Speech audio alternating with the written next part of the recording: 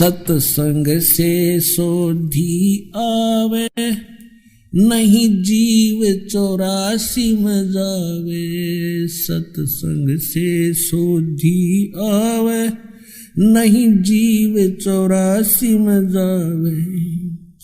अब मेटो द्वेष और राग, हो राग या उम्र बतेरी जाली। अब मेटो द्वेष और राग, हो राग या उम्र बतेरी जाली।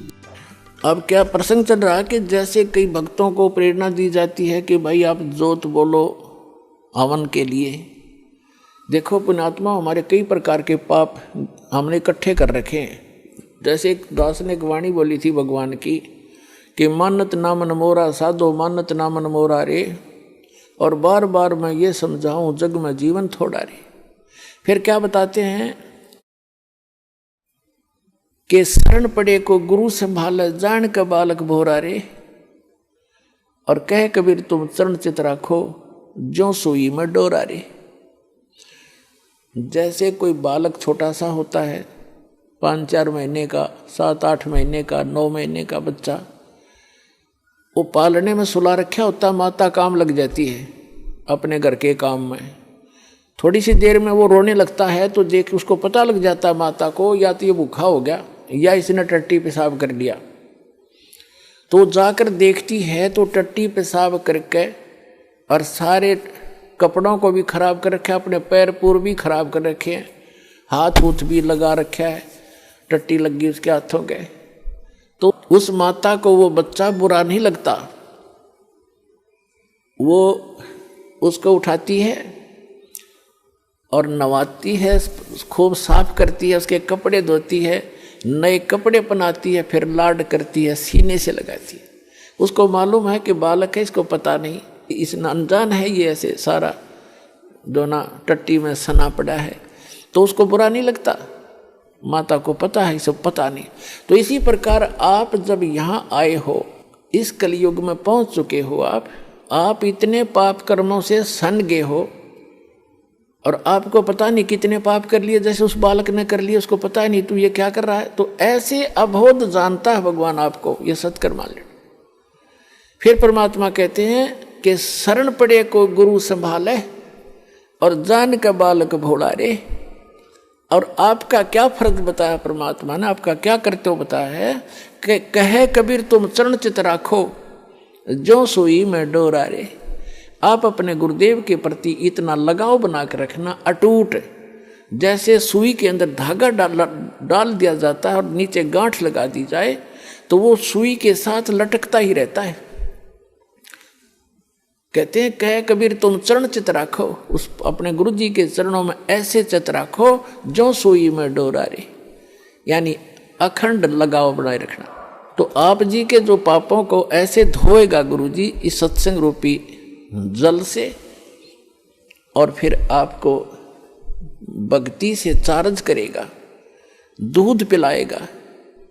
अपने आत्माओं आपको कंपलसरी कर रखा है कि 4 महीने के अंदर आपने आना ही पड़ेगा जो भारतवर्ष में रह रहा है।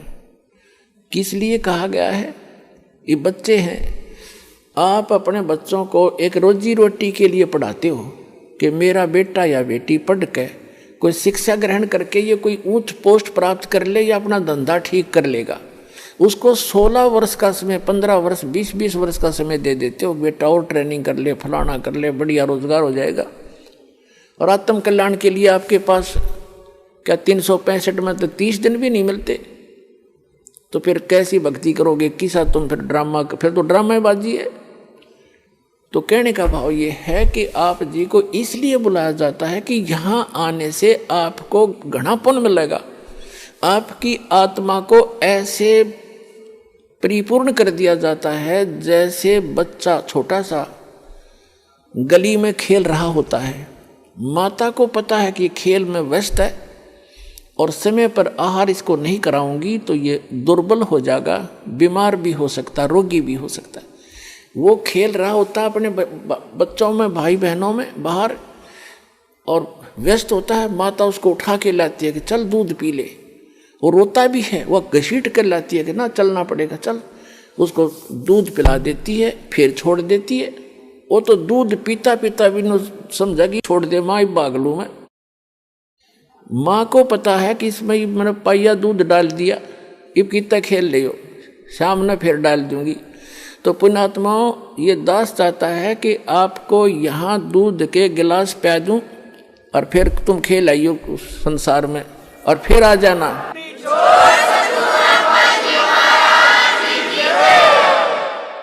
ताकि आपकी आत्मा दुर्बल ना हो और आप जल्दी युवा हो जाओ। जैसे माता पिता देखना चाहता है मेरे बेटा बेटी जल्दी युवा हो जाएं, स्वस्थ रहें।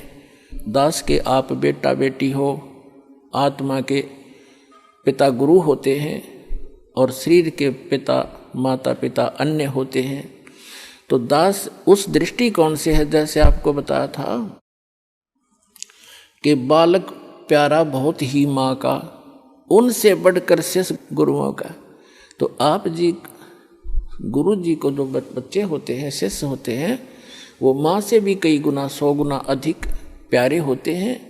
इसलिए आपको बार बार बुलाया जाता है, संत मिलन को चालिए तजमाया अभिमान, और जो जो कदम आगे रखे ओ है यज्ञ समान।